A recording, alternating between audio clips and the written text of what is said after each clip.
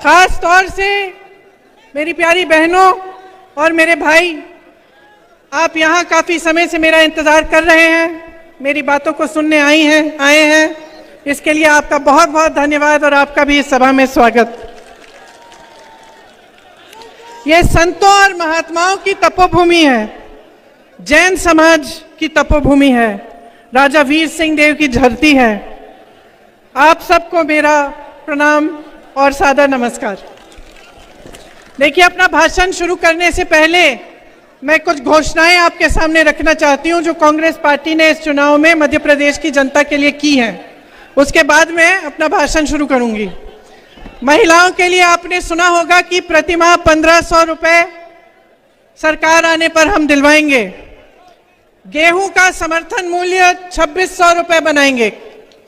आज भी छत्तीसगढ़ में कांग्रेस की सरकार धान के लिए 2400 से अधिक दे रही है।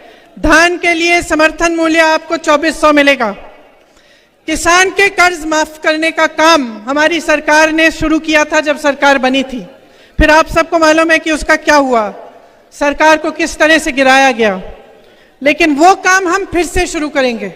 अगर हमारी सरकार आएगी तो हम किसानों के कर्ज माफ करना शुरू करेंगे। 100 यूनिट बिजली माफ होगी, 200 यूनिट बिजली बिल हाफ होगी, मतलब आधी होगी। पुरानी पेंशन लागू की जाएगी।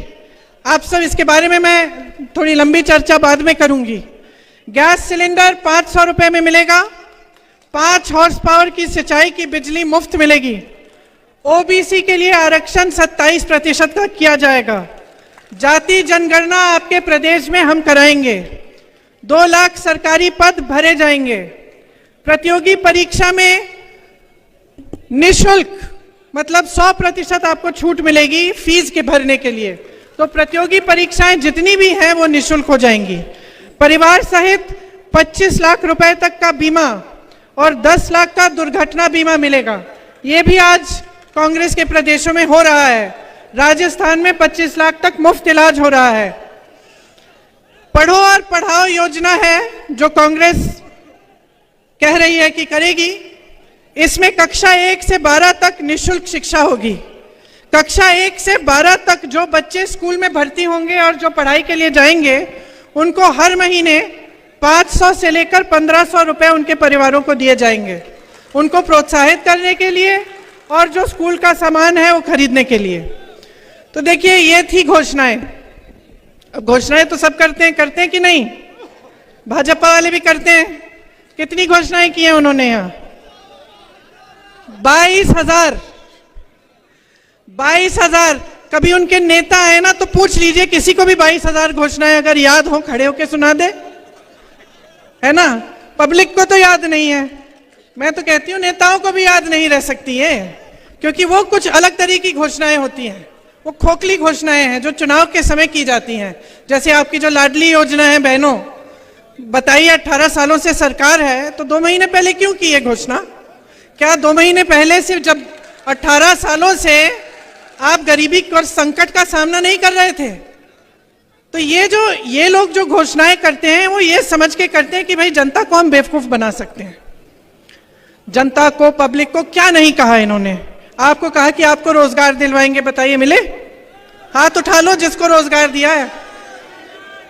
3.5 सालों में 21 रोजगार दिए हैं। 21 रोजगार। वहां बगल में छत्तीसगढ़ में कांग्रेस की सरकार है। पूरे देश भर में सबसे कम बेरोजगारी का दर छत्तीसगढ़ में है। यहां 18 सालों से सरकार में 3.5 सालों में 21 रोजगार दिए हैं। कोई स्कूल या कॉलेज खोला है? बंद किए। 7,000 से अधिक स्कूल मध्य प्रदेश में बंद हो चुके हैं। अस्पतालों में सुविधा मिलती है, स्वास्थ्य सुविधा। बताइए, बीमार पड़ते हैं तो कहाँ जाना पड़ता है? प्राइवेट में जाते हैं कि सरकारी अस्पताल में?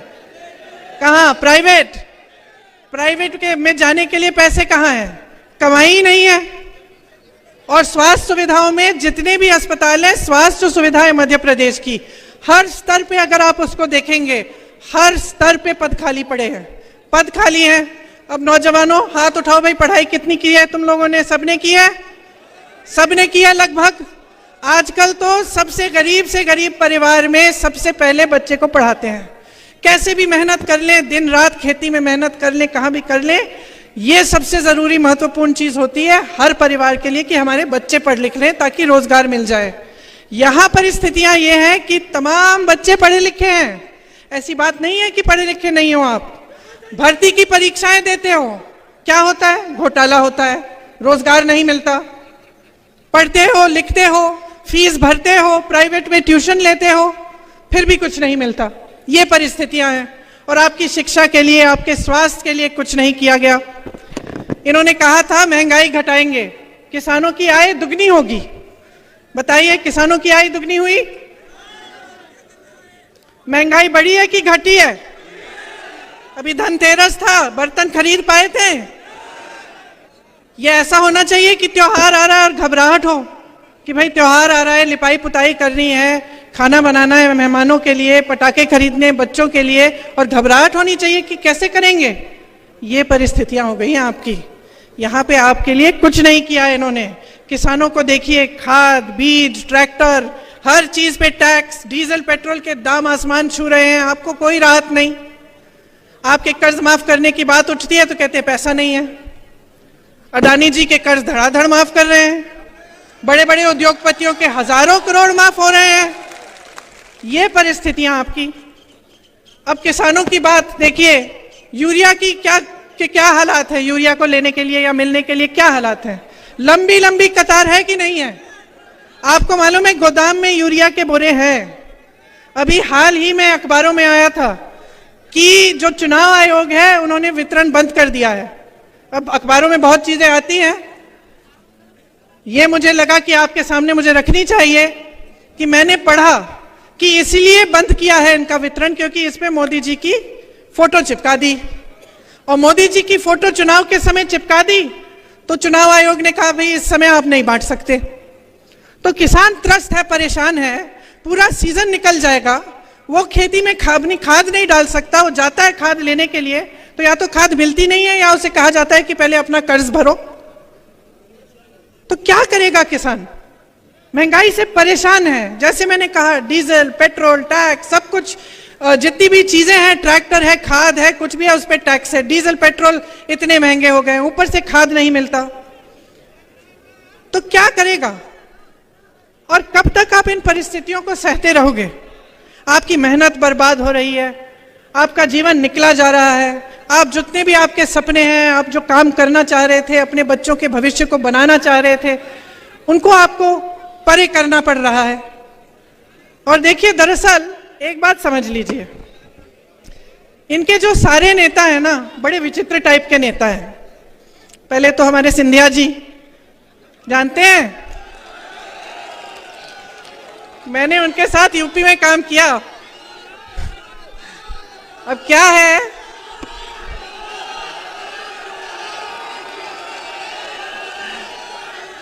कि कद में थोड़े छोटे पड़ गए हैं? लेकिन अहंकार में तो भाई वाह भाई वाह। जब हम काम कर रहे थे यूपी में काम कर रहे थे तो देखो, यूपी वालों की, तो हम भी यूपी के हैं, आदत है हम लोग शिकायत, गुस्सा, नाराजगी सब निकाल देते हैं, महाराज बोलने की आदत नहीं है। लेकिन भैया उनके पास जो भी कार्यकर्ता जाता था कहते दीदी कि हम क्या करें, महाराज महाराज कहना पड़ता है, हमारे मुंह से नहीं निकलता तो फिर कुछ काम ही नहीं होता हमारा। वैसे उन्होंने अपने परिवार की परंपरा अच्छे से निभाई है।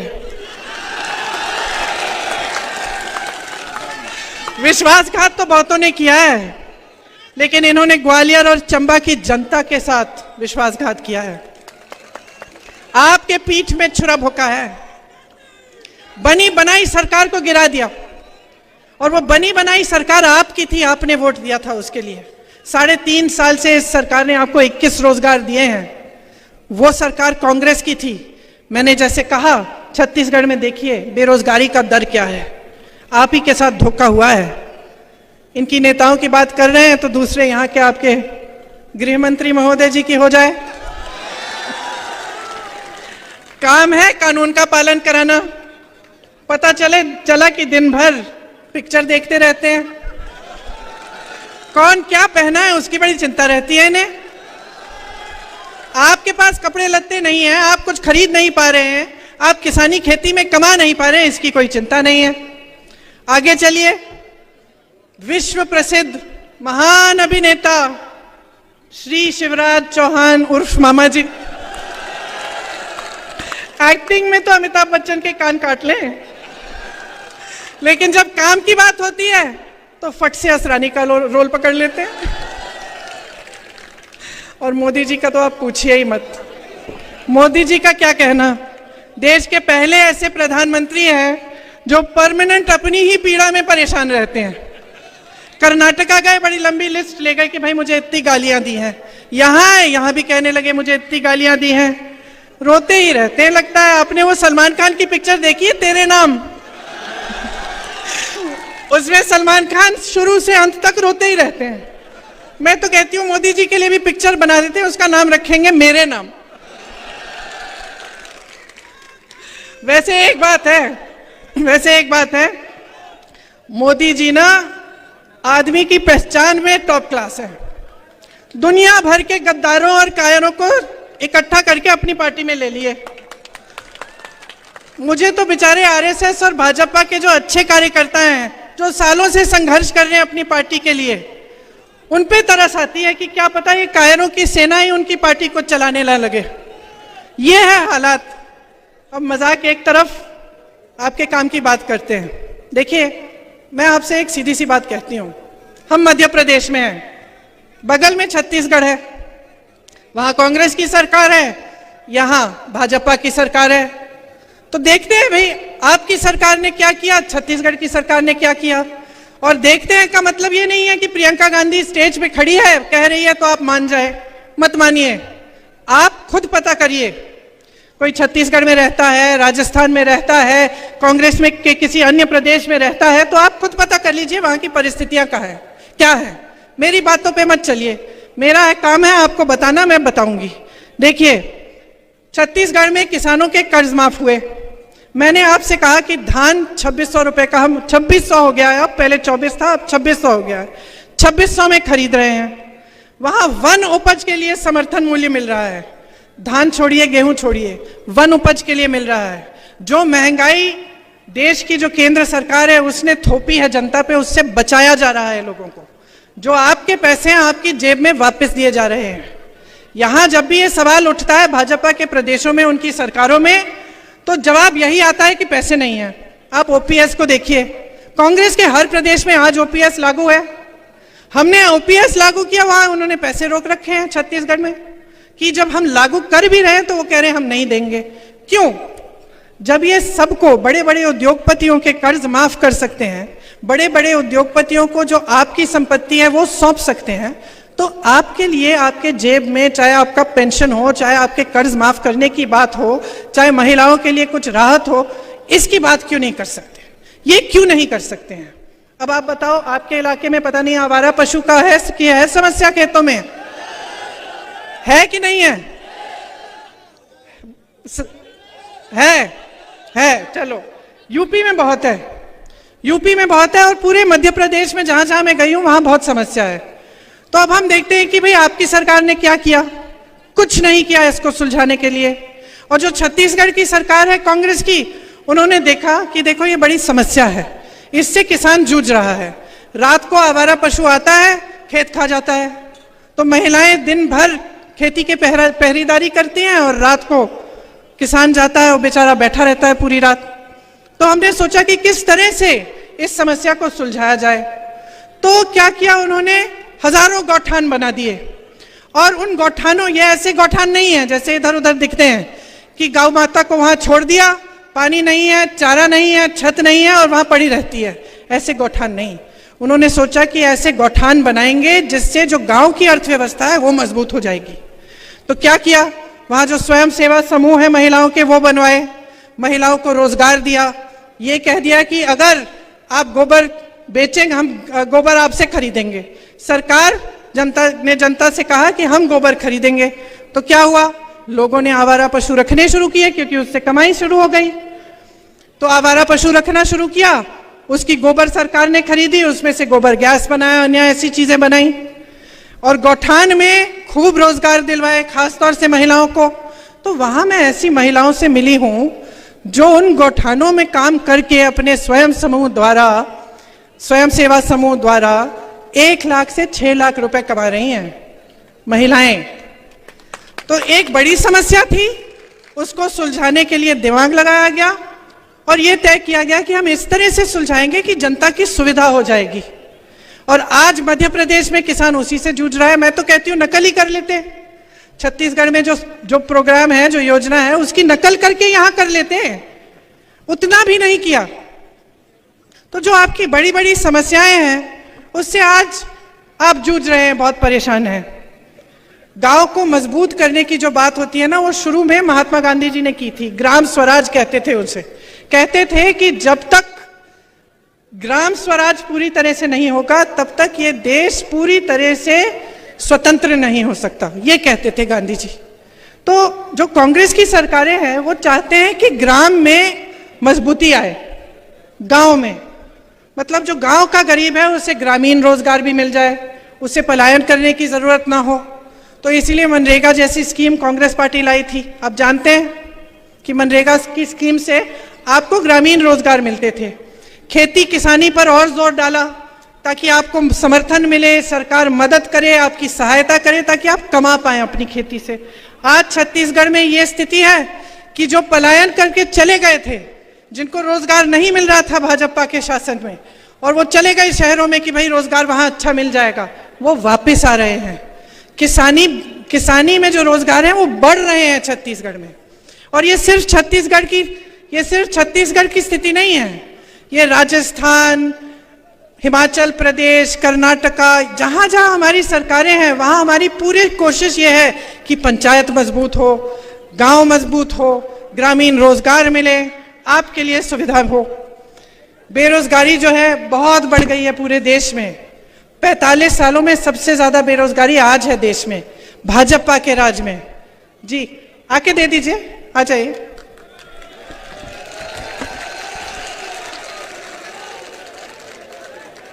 इधर से आ जाइए।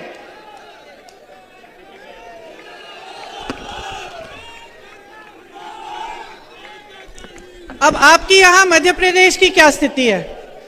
जैसे मैंने कहा, तमाम सरकारी पद खाली हैं, परीक्षाओं में घोटाले पे घोटाला हो रहा है। 3.5 साल में 21 रोजगार दिए हैं आपको, और रोजगार आखिर ये देंगे कहां से? जो बड़ी बड़ी कंपनियां थी सारे अपने दोस्तों को इन्होंने पकड़ा दिए हैं। मोदी जी ने जो बड़ी बड़ी सरकारी कंपनियां थी वो, और जो जहां से रोजगार मिलता था, जो हमारे बंदरगाह है, जो हमारे एयरपोर्ट है, जो हमारे हवाई अड्डे हैं, सब अपने बड़े बड़े उद्योगपति मित्रों को दे दिए। तो वहां से तो रोजगार आना नहीं है। फिर लोग खेती में रोजगार मिल जाता था। अब किसान को इतना परेशान कर रखा है महंगाई से, और इनकी सहायता करने के बावजूद इनको और परेशान किया हुआ है। तो खेती से नहीं मिल रहा है रोजगार। अच्छा, फिर रोजगार मिलता था छोटे उद्योगों से, जो जैसे यहाँ दुकान है, ये छोटे छोटे जो उद्योग दिख रहे हैं, यहाँ दुकान दिख रहे हैं, इनमें से रोजगार मिलता था। आपने नोटबंदी थोप दी, उसके बाद आपने जीएसटी डाल दी, बीच में कोरोना आ गया। दुनिया भर में जहां जहां कोरोना था, दुनिया भर में छोटे दुकानदारों की, छोटे उद्योगपतियों की मदद की गई थी, ताकि वो जो कोरोना में जो उन्होंने पैसे नहीं बनाए, जो नहीं बना पाए, उनकी थोड़ी राहत हो जाती, और जो रोजगार थे वो बने रहते। ये भी नहीं किया। तो जहां जहां से आपको रोजगार मिलना था वहां मुश्किलें हैं और रोजगार नहीं मिलता। तो ये जब बड़ी बड़ी खोखली घोषणाएं करते हैं ना कि करोड़ों रोजगार दिलवाएंगे, तो आपको समझना चाहिए कि आपके साथ क्या हो रहा है। ये जो सरकारें हैं, आपके प्रदेश की सरकार और केंद्र की सरकार, ये सिर्फ और सिर्फ बड़े बड़े उद्योगपतियों के लिए चल रही है। आप अडानी जी का नाम लेते हैं, 16,000 करोड़ रुपए अडानी जी एक इंसान बना रहे हैं एक दिन में। सोच लीजिए, एक दिन में एक इंसान कमा रहा है 16,000 करोड़ रुपए। और कैसे कमा रहा है? क्योंकि उसके हजारों करोड़ के कर्ज माफ हो रहे हैं, उसको देश की संपत्ति सौंपी जा रही है, और जितने उसके अपने बिजनेस हैं उसको तो आप बताइए जरा मुझे, आपको मालूम है अडानी जी क्या बनाते हैं? कोई बताएगा? जैसे आपको मालूम है टाटा ट्रक बनाती है, बिरला कुछ और बनाते हैं, कोई ये बता सकता है आज के दिन में कि अडानी जी क्या बनाते हैं? क्या पागल बनाते हैं? देखिए, अडानी जी क्या बनाते हैं वो देश में किसी को नहीं मालूम, लेकिन ये सरकार सब कुछ उनको सौंप रही है, ये सबको मालूम है। आज बच्चा बच्चा जानता है कितना भ्रष्टाचार हो रहा है। ये लोग कहते हैं हम भ्रष्ट हैं, हम कहते हैं ये भ्रष्ट है। अब आप कहोगे कि भाई सच कौन कह रहा है? आप खुद देखिए, इससे कोई बड़ा भ्रष्टाचार हो सकता है कि देश की संपत्ति को उठा के आपने एक उद्योगपति को दे दी? देश के हवाई अड्डे, देश के बंदरगाह, आप बताओ इससे बड़ा कोई भ्रष्टाचार हो सकता है? तो जवाब आपके सामने है, सब कुछ आपको दिख रहा है। महिलाओं के लिए इन्होंने कहा आरक्षण करेंगे, सब महिलाएं बड़ी खुश हो गई कि भाई आरक्षण हो जाएगा, हम भी चुनाव लड़ पाएंगे अच्छी तरह। बाद में पता चलता है कि 10 साल बाद तक ये लागू नहीं होगा। चुनाव आ रहा है, कह दिया लाडली योजना। चुनाव से पहले महिलाओं को कोई पूछ ही नहीं रहा है। तो ये परिस्थितियां आपके सामने हैं। महिलाओं के लिए इतना काम हो सकता है। जहां हमारी सरकारें हैं वहां महिलाओं को खूब मौके दिए हुए हैं। आंगनवाड़ी बहनों की मानदेय बढ़ाए हैं, स्वयं सेवा समूह के कर्ज माफ किए हैं, महिलाओं के लिए खास क्लिनिक खोले हैं जो महिलाएं चलाती हैं, खुद महिलाएं चलाती हैं, और वो क्लिनिक सिर्फ आप बहनों आपके लिए हैं।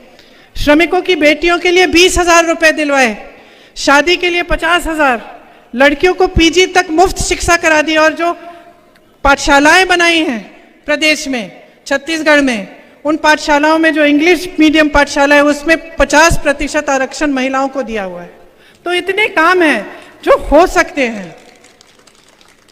ये ऐसी बात नहीं है कि सरकार आई और काम ही नहीं हो पा रहा है, भाई हमारे पास पैसे नहीं है, फंड्स नहीं है, ये बहाने हैं बहनों और भाइयों। जहां सरकार की नीयत ठीक होती है ना, वहां पे काम बहुत हो सकता है।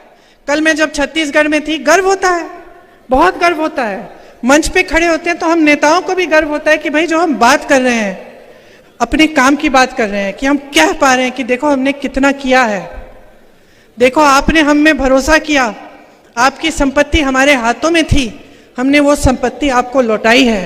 हमने ऐसी योजनाएं बनाई हैं जिससे आपके कर्ज माफ हुए, जिससे आप अपने पैरों पे खड़े हो पाए, जिससे कोई नौजवान हो उसको अपना बिजनेस शुरू करना पड़े उसके लिए हमने सुविधा बना दी, रोजगार दिलवाए। तो हम जब खुद मंच पे खड़े होकर ये बातें करते हैं तो हमें खुद गर्व होता है, और ये महसूस होता है कि चलो आपने 5 सालों के लिए हमें आपने अपना भरोसा दिया, आपने ये सोचा कि हम कुछ करके दिखाएंगे, और हमने कुछ करके आपको दिखाया। जब मैं राजस्थान जाती हूँ और मैं एक ऐसे शख्स से मिलती हूँ जिसके हार्ट का ऑपरेशन मुफ्त में हो गया, और वो ऐसे करके कहता है कि ये जो योजना है दीदी, इसकी वजह से मुझे 1 पैसा नहीं देना पड़ा, तो अच्छा लगता है, क्योंकि एक जिम्मेदारी होती है आपके प्रति, एक जवाबदेही होती है। मैं जहां जहां जाती हूं मैं एक कहानी बताती हूं कि जब मेरे पिताजी प्रधानमंत्री थे, उनके साथ मैं अमेठी घूमती थी, उनका चुनावी क्षेत्र था। अमेठी के जो गांव के लोग थे वो बेझिझक उनको डांटते थे, और वो इतना भी कह देते कि राजीव भैया प्यार देंगे हम आपको, लेकिन हमारी सड़क ठीक नहीं की ना आपने 6 महीनों में, तो वोट नहीं मिलने वाला। कहते थे, मुंह पे कहते थे, और वो प्रधानमंत्री थे, नाराज नहीं होते थे, डांटते नहीं थे। ये नहीं कहते थे कि देखो मैं कौन हूं, ऐसे मत बात करो मेरे से। सर झुकाकर उनसे कहते थे कि हाँ इसका ऑर्डर मैंने दे दिया, इसमें देर लग गई है। ये इस देश की परंपरा है बहनों और भाइयों। जब हमने आजादी की लड़ाई लड़ी ना, आपके पूर्वजों ने भी लड़ी, हमारे पूर्वजों ने लड़ी। जब ये लड़ाई लड़ी तो इसलिए नहीं लड़ी कि आज भी आप आजाद न हो। इस आजादी का मतलब क्या था? इस आजादी का मतलब था कि जो शक्ति है, देश की जितनी भी शक्ति है, देश की जो संपत्ति है, वो आपके हाथों में हो। ये इसी को आजादी कहते थे। वरना अंग्रेजों में और यहाँ के शासकों, अब नए शासकों में क्या फर्क है? अगर आपके हाथों में ये शक्ति नहीं होती वोट की, कि आप हर 5 साल बदल सकते थे सरकार, और अगर कोई जवाबदेही नहीं होती आपके प्रति कि नेता थोड़ा घबराए, यहां जब आपके सामने आए तो थोड़ा बहुत घबराए कि भाई मैंने इनका काम नहीं किया, इस बार मैं नहीं चुना जाऊंगा। ये शक्ति आपको लोकतंत्र के जरिए, आपके संविधान के जरिए आपको दी। और कई महापुरुषों ने इसके लिए अपनी जान दी। कई लोगों ने अपना खून इस धरती की मिट्टी में मिला दिया ताकि आप आजाद हों, ताकि आप अपने नेताओं से जवाबदेही मांगे, ताकि आपको सरकार अच्छी नहीं लग रही है, आपको लग रहा है कि गलत हो रहा है आपके साथ, आप उसको बदल पाए। तो अब मेरी शिकायत है आपसे, क्या कर रहे हैं आप? अपनी परिस्थिति देखी। मैंने सुना है यहां पे आप ही के क्षेत्र में तमाम निर्दोष लोगों पर फर्जी केस लगा के जेल में डाल देते हैं, है? देखिए, मैंने पहले ही कहा, मजाक में कहा, लेकिन मैंने कहा कि गृह मंत्री हैं, यहाँ के जो प्रतिनिधि हैं गृह मंत्री हैं, इनका काम क्या है? इनका काम है कानून को लागू कराना, मतलब जनता को सुरक्षित रखना। और किसकी सुरक्षा कर रहे हैं? यहाँ के गुंडे, यहाँ के माफिया, इनको किसका संरक्षण मिलता है? जब आप परेशान होते हैं, आपकी कोई समस्या उठती है, तो आप जा पाते हैं इनके पास? अपना काम करा पाते हैं? आते हैं आपके घरों में? ये कभी पूछने आते हैं कि आपका जीवन कैसा चल रहा है? तो भाई आपने चुना क्यों? वोट मांगने आते हैं, ठीक है, वो तो वोट मांगने आते हैं। तो आप क्या अंधे हो गए कि आप अंधाधुंध वोट दे रहे हैं? नहीं ना। अरे जागरूक बनो, जागरूक बनो बहनों और भाइयों। आपका देश है, आपका प्रदेश है, ये आपका इलाका है। गुंडों के हाथों में सौंपना चाहते हैं आप इसे? अपने बच्चों के लिए रोजगार चाहते कि नहीं? स्वास्थ्य सुविधाएं चाहते कि नहीं? शिक्षा की सुविधाएं चाहते कि नहीं? तो जागो, जागो। देखो, आज देश में ना एक अजीब सा सिलसिला बन गया है। ये पावन धरती है, इसीलिए मैं ये बात यहां खास तौर से कह रही हूं। धर्म के नाम पर जो आपका वोट लेने आता है, उसके मन में एक बात बहुत अच्छी तरह से बैठ गई है। आप ये बात सुन लो भाइयों और बहनों, ये बात बैठ गई है कि मैं कुछ भी कर लूंगा। मैं चाहे एक काम नहीं करूं जनता के लिए, मैं चाहे एक सड़क ठीक नहीं करूं, एक टूटी में भी पानी ना आए, समस्या उठी किसानों की, मैंने आंख मूंद के दूसरी तरफ मैंने देख लिया, मैं सब कुछ कर सकता हूं, बशर्ते चुनाव के समय में मंच पे खड़ा होकर धर्म की बात करूं। लोगों के जज्बात उभर जाएंगे, लोग धर्म की बात मानते हैं और धड़ाधड़ मुझे धर्म के नाम पर वोट मिल जाएंगे। ये बात सही है कि नहीं है? जो नेता ये समझ गया है कि मुझे काम करने की जरूरत नहीं है, मैं धर्म या जाति की बात करूंगा और उस आधार पे मुझे वोट मिल जाएंगे, वो नेता काम बंद करना शुरू करेगा। वो करेगा ही नहीं। कल को आप ये जो नेता यहाँ पे हम लोग बैठे हैं सब, कल हमें आप छूट दे दो, हमें आप कह दो कि भाई काम करने की जरूरत नहीं है, आप हमारी जज्बात की बातें करो, आपको वोट मिल जाएगा, तो हम भी बैठ जाएंगे। क्यों नहीं? ये तो इंसान की फितरत होती है। जब जवाबदेही नहीं है, जिम्मेदारी नहीं है, तो इंसान बैठ जाता है। घर में ऐसा होता है, आप अपने बेटे को कोई जिम्मेदारी ना दो, उसको खिलाते रहो, पिलाते रहो, घर में बैठा रहता है। क्या करेगा? बाहर जाके नौकरी ढूंढेगा? नहीं ढूंढेगा। जब बेटा गलत करता है, काम नहीं करता, या मान लो कहीं किसी के घर में चले गया, कुछ उठा के ले आया, तो माँ उसको डांटती है, उसको थप्पड़ मारती है, कहती है कि क्या चोरी करके लाया, जा वापस दे, कहती है कि नहीं? तो तुम बच्चों को डांटते हो, बच्चों को सुधारने की कोशिश करते हो, नेताओं को क्यों नहीं सुधार रहे? ये आपकी धरती है, बार बार मैं कह रही हूं, आपकी अमानत है, बार बार मैं कह रही हूं। लोकतंत्र ने शक्ति आपको दी है। ये जो आपका वोट है ना, सबसे बड़ी शक्ति है। इसको मत नकारो, इसको खाम-खा धर्म के नाम पर, जाति के नाम पर मत दो। इसको एक ही आप एकदम अपना ध्यान जो है ना केंद्रित कर लो अपने विकास पे, अपने भविष्य पे, अपने बच्चों के भविष्य पे। आपको याद है महाभारत में जब अर्जुन ने यूं अपना बाण पकड़ा एकदम अपना ध्यान केंद्रित कर दिया मछली की आंख पे, उसी तरह अपना ध्यान केंद्रित करो, नहीं तो छूट जाएंगे 5 साल और। जो बर्बादी आप देख रहे हो, जो ये घोटालों वाली सरकार है, एक के बाद एक भ्रष्टाचार की सरकार है, समझ लो इसका नुकसान कोई नेता नहीं भर रहा है, कोई नेता नहीं भर रहा है। इसका नुकसान आप भर रहे हो, आपके बच्चे भर रहे हैं, आप भुगत रहे हो। भ्रष्टाचार से मालूम है सबसे ज्यादा नुकसान किसको होता है? युवाओं को, सबसे ज्यादा। ये पैसा आता कहाँ है? जब हम सुनते हैं कि फलाना घोटाला हो गया, 2000 करोड़ रुपए का घोटाला, 3000 करोड़ रुपए का घोटाला, व्यापम घोटाला, किसी और का घोटाला, तो ये जो 2000-3000 करोड़ हम किसकी बात कर रहे हैं? किसके पैसे हैं ये? एक दूसरे से तो नहीं ले रहे हैं ये नेता, नहीं ना, किसी दूसरी राजनीतिक पार्टी से भी नहीं ले रहे हैं। किससे ले रहे हैं? आपसे ले रहे हैं। लोकतंत्र में ना सरकार की कोई संपत्ति नहीं होती है, जनता की होती है। जितनी भी संपत्ति है आपकी है, तो आपको जागरूक बनना पड़ेगा। और जब मैं कहती हूं ध्यान केंद्रित करो, तो सोचो भाई सरकार हमें क्या दे रही है? क्या महिलाओं को हर महीने कुछ मिल रहा है? क्या रोजगार मिल रहा है? रोजगार से हमारी कमाई हो रही है? किसानों को राहत मिल रही है? ये बड़े बड़े लंबे चौड़े बिजली के बिल जो आते हैं, इसमें राहत मिल रही है? पूछो, क्योंकि ये सब आपका अधिकार है, कोई आप पर एहसान नहीं करता।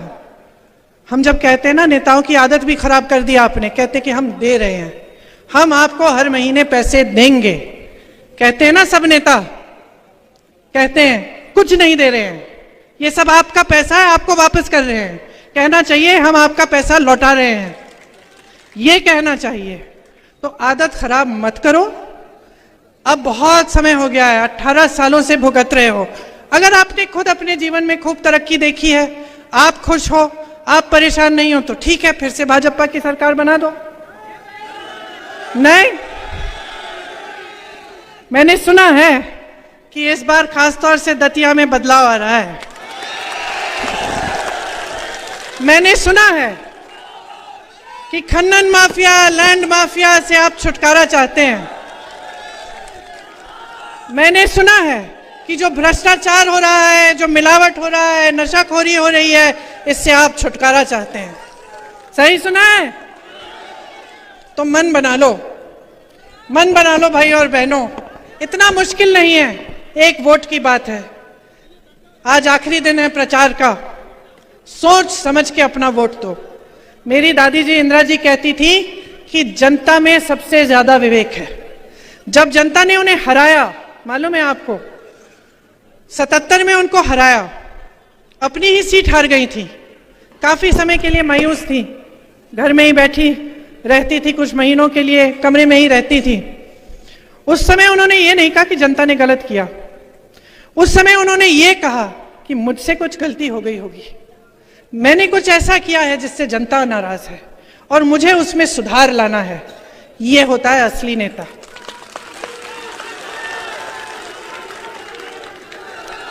तो इंदिरा जी कहती थी कि जनता में सबसे ज्यादा विवेक है, उनके दिल में आपके लिए श्रद्धा थी, वही श्रद्धा हम सबके दिलों में है। इसलिए मैं यहां आती हूं, आपसे वोट नहीं मांगती, आपसे शिकायत करती हूं और आपसे जागरूकता मांगती हूं, क्योंकि मेरे मन में भी आपके लिए श्रद्धा है। मैं जानती हूं कि ये लोकतंत्र है, आप ही सर्वोपरि हैं, नेता को बनाने वाले आप हैं, लेकिन ये बात आपको समझनी पड़ेगी। जब मैं कहती हूं ध्यान से सोच समझकर अपना वोट डालो, तो मैं यही कह रही हूं कि समझ जाओ कि आपके इर्द गिर्द क्या हो रहा है, क्या आपका इस्तेमाल किया जा रहा है, आपके जज्बातों के नाम पर, धर्म के नाम पर आपसे वोट मांगा जा रहा है, लेकिन काम के नाम पर कोई नहीं मांग रहा। आप एक ऐसी नई परिस्थिति बना लो ना कि जो भी आपके मंच पे आए, या तो आपके विकास का काम की बात करे या फिर आप सुने ही नहीं। नई परिस्थिति बनाओ। आप सोचो, हम 10-20 नेता बैठे हैं, आप हजारों की जनता हो, हमने फिजूल की बात शुरू की, आप चिल्लाना शुरू कर लो, बोलो हमें नहीं सुननी है बात, हमारे काम की बात सुनाओ, तो हम मजबूर हो जाएंगे ना। हम आपके गांव आए, हमने काम नहीं किया आपके लिए, बहुत घोषणाएं की थी, बहुत वचन दिए थे, पूरे नहीं किए, तो जब हम गांव आते हैं तो हमें जवाबदेह बनाओ। अमेठी की जनता करती थी, ज्यादा साल नहीं गुजरे हैं, बस ये हो गया है कि आपको जो धर्म के नाम पर जो जिस तरह से आपके सामने जो प्रचार किया गया है उससे आपका नुकसान हुआ है, क्योंकि किसी को धर्म का इस्तेमाल नहीं करना चाहिए। धर्म हम सबके दिलों में है, हम हिंदुस्तानी हैं, चाहे किसी भी धर्म के हों। धर्म में हमारी बहुत आस्था है। तो मैं सिर्फ ये कहना चाहती हूं कि नेता के दिल में भी जनता के प्रति आस्था होनी चाहिए, वही आस्था होनी चाहिए, क्योंकि नेता का एक ही धर्म होना चाहिए, आपका विकास, आपकी तरक्की, आपको सशक्त बनाना। तो मैंने काफी लंबी बातें कर ली, लेकिन मेरी बातों को भूलो मत। परसों वोट देने जाओगे तो ध्यान से मेरी बातों को याद रखो। बदलाव लाना है, दतिया में बदलाव लाना है, मध्य प्रदेश में बदलाव लाना है। आपको अच्छे नेता मिले जो काम करके दिखाएं आपको, जो दिन रात एक करके दिखाएं आपको, जो आप ही के लिए समर्पित हैं। तो आप कांग्रेस को चुनिए, 5 सालों का मौका दीजिए।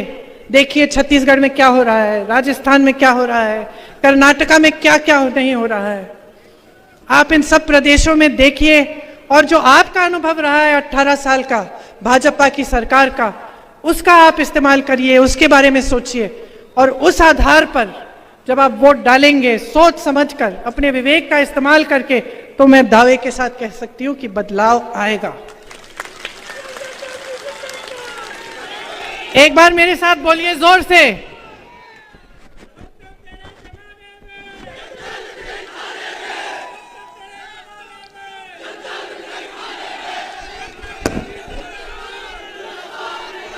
मेरे साथ बोलिए, दतिया में बदलाव, दतिया में बदलाव, दतिया में बदलाव। जय हिंद, धन्यवाद।